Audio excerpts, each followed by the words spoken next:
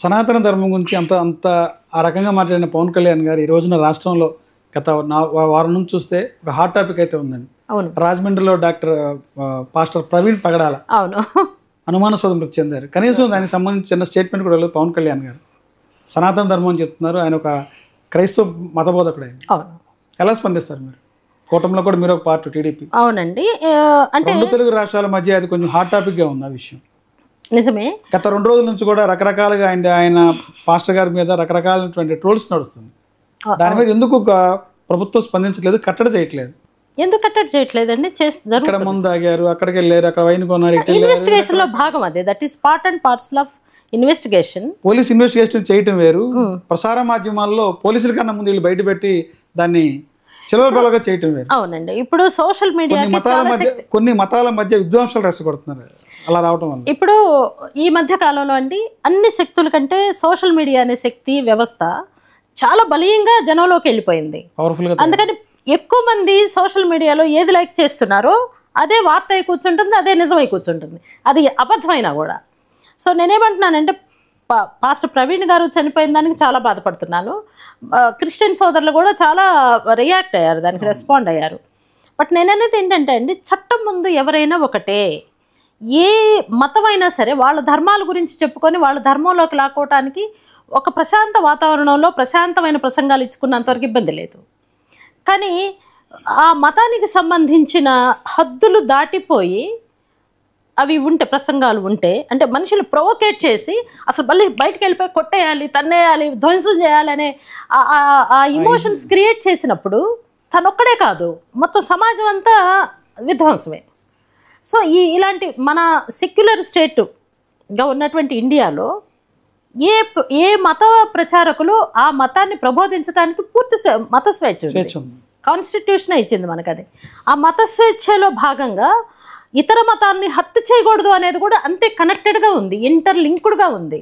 కాబట్టి ఏంటంటే ఏ మతానికి సంబంధించింది ఆ మతం వాళ్ళు కాపాడుకుంటూ ప్రసంగాలు ఇచ్చుకుంటే ఉద్వేగానికి, ఉద్రేకాలకి, ఉన్మాదానికి గురి కాకుండా ఉండేలాగా ఆ మత ప్రబోధకులు ఉండాలి అనేది ఇక్కడ మనం నేర్చుకోవాల్సిన విషయం. ఎక్కడైనా ప్రవీణ్ గారు అలాంటి ప్రసంగాలు కనుక ఇచ్చి ఉండుంటే కొంత క్రిస్టియన్ ప్రబోధకులు ఆలోచించాల్సిన అవసరమేమో తెలియదు. అలాగే సేమ్ టైము ఇప్పుడు ప్రజెంట్ ఉత్పన్నమయ్యే ప్రశ్న ఏంటంటే, క్రైస్తవ సమాజం కోరేది ఏంటంటే, సనాతన ధర్మం అని చెప్పే పవన్ కళ్యాణ్ గారు ఈ రోజున ఎందుకు ప్రవీణ్ పగడాల విషయంలో ఎందుకు స్పందించట్లేదు? స్పందిస్తారండి, మంచి సమయం చూసుకుంటారు. దాదాపు వారం రోజులు అవుతుంది కదా, కనీసం డిప్యూటీ సీఎం హోదాలో ఉన్నారు, ఎందుకు స్పందించట్లేదు? నేను అదే చెప్తున్నానండి. ఇప్పుడు పవన్ కళ్యాణ్ గారు సనాతన ధర్మ అన్నారు కాబట్టి ప్రవీణ్ గారు చనిపోయారు అనేది క్లబ్ చేయొద్దు దయించి దేనికదే. ఎందుకంటే ప్రవీణ్ గారి ప్రసంగాలు కూడా నేను అన్ని ధర్మాలు పాటిస్తా అన్న పవన్ కళ్యాణ్ గారు ఎందుకు క్రైస్తవుల విషయం ఎందుకు స్పందించలేదు? నేను ప్రవీణ్ గారి గురించి చెప్తున్నాను. నేను ప్రవీణ్ గారి ప్రసంగాలన్నీ ఆయన చనిపోగానే వెంటనే తీస్తే ప్రవీణ్ గారు కూడా చాలా ఆవేశపూరితమైనటువంటి ఉద్వేగంగా చాలా ఉద్వేగంగా మాట్లాడితే పర్వాలా, ఉద్రిక్తంగా మాట్లాడకూడదు, ఉన్మాదంగా మాట్లాడకూడదు. ఏది కూడా ఉన్మాద స్టేజ్కి వెళ్ళకూడదండి, నేను అంటున్నది అది. ఏది కూడా ఉన్మాద స్టేజ్కి వెళ్ళకూడదు. సో ఉన్మాద స్టేజ్కి వెళ్ళేది దానికి ఒకవేళ ప్రవీణ్ గారు దగ్గరగా ఉండుంటే క్రిస్టియన్ సోదరులు కూడా దాన్ని ఇప్పుడు ఒకటండి, అది ఏ రాష్ట్రం గుర్తు రావట్లేదు నాకు, పాస్టర్ని ఫ్యామిలీని మొత్తాన్ని జీప్లో పెట్రోల్ పోసి తగలబెట్టారు, ఒరిస్సా అనుకుంటా. ఆమె భర్త కొడుకు మీద పెట్రోల్ పోసి తగలబెడితే ఫాదర్ స్టెయిన్స్ని చంపేసేస్తే, ఇప్పుడు పేరు కూడా గుర్తొచ్చింది, చంపేసేస్తే వాళ్ళని క్షమించండి అంత మహానుభావురాలి ఎక్స్పీరియన్స్ని కూడా మనం చూసామండి. ప్రభువే చూసుకుంటాడు. లైక్ ఆ రోజు అరెస్ట్ చేయొచ్చు, ఉరిశిక్ష చేయొచ్చు, ఏదైనా చేయడానికి చట్టాలు అనుకూలంగా ఉన్న పరిస్థితుల్లో ఆవిడేం మాట్లాడలేదు. ఎటు కోల్పోయాను కాబట్టి వాళ్ళు ఏం చేశారో వాళ్ళకి తెలియదు. ఆ ఉన్మాదంలో వాళ్ళని క్షమించేసేయండి అని ఒక మాట అన్నందుకు క్రిస్టియానిటీలో జీసస్ క్రైస్ట్ చెప్పింది చాలా క్లోజ్గా ఉంది ఆవిడ. ఇదే సందర్భంలో ప్రవీణ్ పగడాల గారి భార్యకు అదే విషయం ఉంది. నా భర్త క్షమాపణ గుణం ఉంది, క్షమించండి అంది. క్షమించండి, అది ఎవరైనా కానీ క్షమించే గుణం ఉంది నా భర్తకు అని చెప్పి వాళ్ళ భార్య చెప్పారు. అయ్యో పాపం. నేను నివాళులు అర్పిస్తున్నానండి ప్రవీణ్ గారికి, నేను నివాళులు అర్పిస్తున్నాను మీ ఛానల్స్ ద్వారా. బట్ యూనో ఇన్వెస్టిగేషన్లో ఎన్ని కోణాల్లో నుంచి చూడాలో పోలీసులు చూస్తున్నారు, ప్రభుత్వం చూస్తుంది. దాన్ని అడ్డం పెట్టుకొని హిందూ మతోన్మాదులు గొడవ చేస్తారనేది స్మెల్ చేసినప్పుడు చంద్రబాబు గారు విత్ ఇన్ నో టైం అక్కడికి డీజీపీలని, ఎస్పీలని, local entire police system along with home minister Anitha garu అందరూ క్షణాల మీద అక్కడ ప్రత్యక్షం అయ్యారు. ఆల్ పాసిబుల్ ఎవిడెన్స్లు తీసుకునే ప్రయత్నం చేశారు. అంటే గవర్నమెంట్ వైపు నుండి ఎవరు చనిపోయినా కూడా అసలు గవర్నమెంట్ తీసుకోవాల్సిన చర్యల దగ్గర ఎక్కడ ఏమి లోపం జరగలేదు అనేది ఈ సందర్భంగా నేను మీకు తెలియజేస్తూ ఉన్నాను. కాకపోతే మీరు పదే పదే అడుగుతున్న ప్రశ్నకి అంటే ప్రస్తుతం హాట్ టాపిక్ ఉన్నది, వ్యక్తిగతం కాదండి. పదే పదే మీరు అడుగుతున్న ప్రశ్న, పవన్ కళ్యాణ్ గారు సనాతన ధర్మ అని మాట్లాడారు కాబట్టి ప్రవీణ్ గారు ఆ స్టేజ్కి వెళ్ళి మాట్లాడారు. ఈయనది తప్పు కానప్పుడు ఆయనది ఎలా తప్పు? స్పందించాలి కదా, స్పందిస్తారు. స్పందిస్తారు, సమయం పడుతుంది, ఎందుకంటే చాలా సున్నితం అయిన విషయం అది. ఒకవైపు హోమ్ మినిస్ట్రీ చూసుకుంటుంది, చంద్రబాబు నాయుడు గారు చూసుకుంటున్నారు. డిప్యూటీ సీఎంగా ఆయన చెప్పాలనుకున్నది ఖచ్చితంగా చెప్తారు. ఎందుకంటే నాకు తెలిసినంతవరకు అండి, నేను ప్రజారాజ్యంలో ఉండగా పవన్ కళ్యాణ్ ప్రక్కన ముస్లిం సోదరులు, క్రిస్టియన్ సోదరులు ఎక్కువ మంది ఉండేవాళ్ళు. అండ్ మోర్ ఓవర్ ఆయన భార్య క్రిస్టియన్ కదండి. సో ఆయనకు అసలు ఆ బారికేడ్స్ అన్నీ చెరిపేసేసుకొని నాకు మతం లేదు, కులం లేదు, ప్రాంతం లేదు అనేదాకా వెళ్ళిపోయినటువంటి మంచి వ్యక్తి పవన్ కళ్యాణ్. అందుకని ఏంటంటే ఆయనకి ఇండియాలో అమ్మాయిలు దొరక్క రష్యన్ అమ్మాయిని చేసుకున్నారు, క్రిస్టియన్ అమ్మాయిని.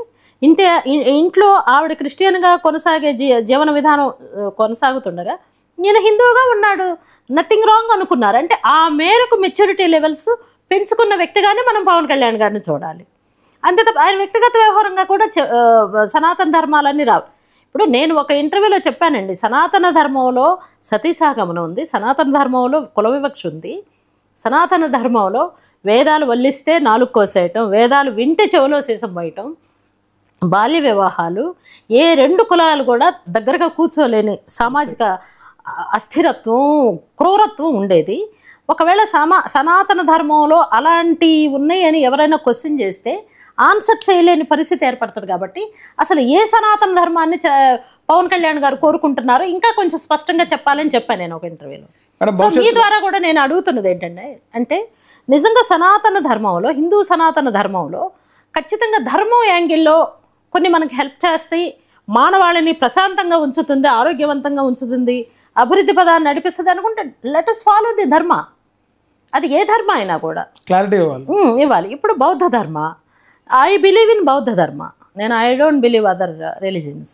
మేడం, భవిష్యత్తులో చిరంజీవి గారు జనసేన పార్టీలో జాయిన్ అవుతారంటారు?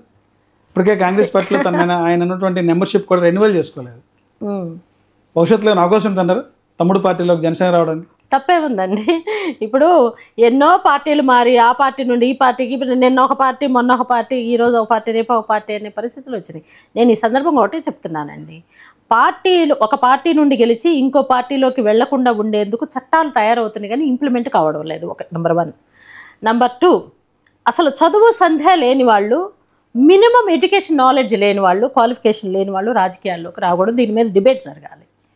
ఇప్పుడు మాలాంటి చదువుకున్న వాళ్ళు, మద్య వ్యాపారులు, తర్వాత జులాయిలుగా తిరిగే వాళ్ళు కూడా ఎమ్మెల్యేలు, శాసనమండలిలో, శాసనసభల్లో కూర్చొని, లోక్సభల్లో, రాజ్యసభల్లో కూర్చొని మాట్లాడితే వాట్ ఈస్ ది మీనింగ్ అండి చెప్పండి? ఇప్పుడు మామిడికాయ విత్తనం వేస్తే మామిడి చెట్టే వస్తుందండి, గంజాయి విత్తనం వేస్తే గంజాయి వస్తుంది. కాబట్టి ఏంటంటే అలాంటి వాళ్ళకి అవకాశం ఇస్తే రాజకీయ రంగంలో వాళ్ళు సేవ ఏం చేస్తారండి నాకు అర్థం కాదు. గంజాయినే మొలిపిస్తారు వాళ్ళు.